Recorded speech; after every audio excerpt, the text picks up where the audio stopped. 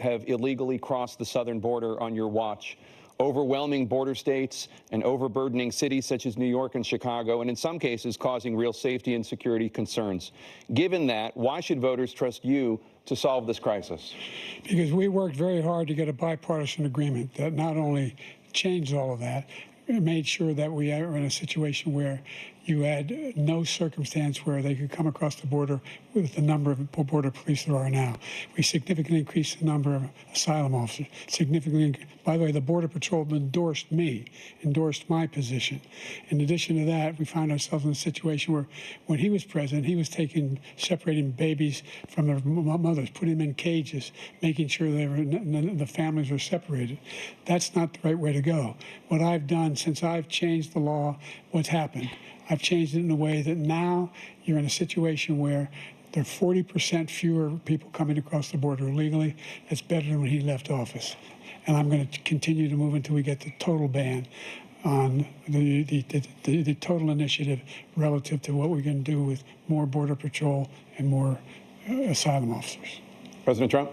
I really don't know what he said at the end of that sentence. I don't think he knows what he said either. Look, we had the safest border in the history of our country. The border, all he had to do was leave it. All he had to do was leave it. He decided to open up our border, open up our country to people that are from prisons, people that are from mental institutions, insane asylum, terrorists. We have the largest number of terrorists coming into our country right now, all terrorists, all over the world, not just in South America, all over the world. They come from the Middle East, everywhere. All over the world, they're pouring in. And this guy just left it open. And he didn't need legislation because I didn't have legislation. I said, close the border. We had the safest border in history. In that final couple of months of my presidency, we had, according to Border Patrol, who is great, and by the way, who endorsed me for president, but I won't say that, but they endorsed me for president. Brandon, just speak to him. But look, we had the safest border in history. Now we have the worst border in history. There's never been anything like it. And people are dying all over the place, including the people that are coming up in caravans. Thank you, President Trump. President Biden? The only terrorist who's done anything crossing the border is one who came along and killed three, under his administration, killed an al-Qaeda person come in his administration, killed three American soldiers, killed 3 American soldiers. That's the only terrorist that's there. I'm not saying that no terrorist ever got through, but the idea they're emptying their prisons, we're welcoming these people, that's simply not true. There's no data to support what he said. Once again, he's exaggerating, he's lying. President Trump, staying on the topic of immigration, you've said that you're going to carry out, quote, the largest domestic deportation operation in American history, unquote. Does that mean that you will deport every undocumented immigrant in America, including those who have jobs, including those whose spouses are citizens, and including those who have lived here for decades? And if so, how will you do it? Just 1 second. He said we killed 3 people. The people we killed are al-Baghdadi and Soleimani, the 2 greatest terrorists, biggest terrorists anywhere in the world, and it had a huge impact on everything, not just border, on everything. He's the one that killed people with the bad water, including hundreds of thousands of people dying, and also killing our citizens when they come in. We are living right now in a rat's nest. They're killing our people in New York, in California, in every state in the union, because we don't have borders anymore. Every state is now a border. And because of his ridiculous, insane, and very stupid policies, people are coming in and they're killing our citizens at a level that we've never seen. We call it migrant crime. I call it Biden migrant crime. They're killing our citizens at a level that we've never seen before. And you're reading it like these 3 incredible young girls over the last few days. One of them, I just spoke to the mother, and they just had the funeral for this girl, 12 years old.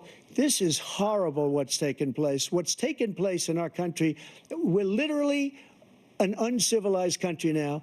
He doesn't want it to be. He just doesn't know. He opened the borders. Nobody's ever seen anything like. And we have to get a lot of these people out, and we have to get them out fast because they're going to destroy our country. Just take a look at where they're living. They're living in luxury hotels in New York City and other places.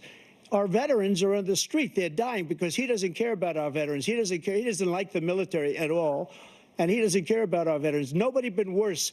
I had the highest approval rating for veterans taking care of the VA. He has the worst. He's gotten rid of all the things that I approved, choice that I got through Congress, all of the different things I approved. they abandoned. We had by far the highest, and now it's down in less than half because he's done all these great things that we did. And I think he did it just because I approved it, which is crazy. But he has killed so many people at our border by allowing all of these people to come in. And it's a very sad day in America. President Biden, you have the mic. Every single thing he said is a lie. Every single one. For example, veterans are a hell of a lot better off since I passed the PACT Act. 1 million of them now have insurance, and their families have it. Their families have it because what happened, whether it was Agent Orange or burn pits, they're all being covered now.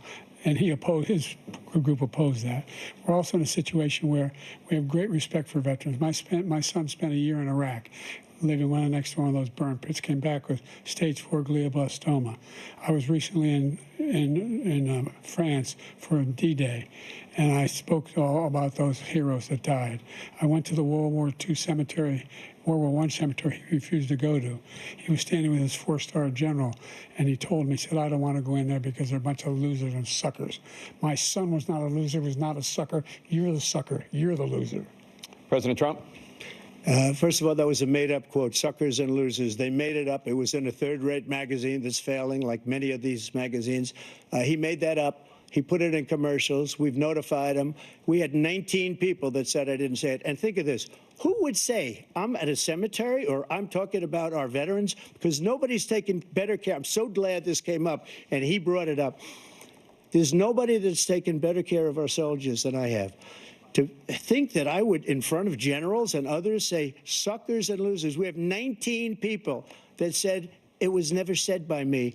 It was made up by him, just like Russia was made up, just like the 51 intelligence agents are made up, just like the new thing with the 16 economists are talking. It's the same thing. 51 intelligence agents said that the laptop was Russia disinformation. It wasn't. That came from his son, Hunter.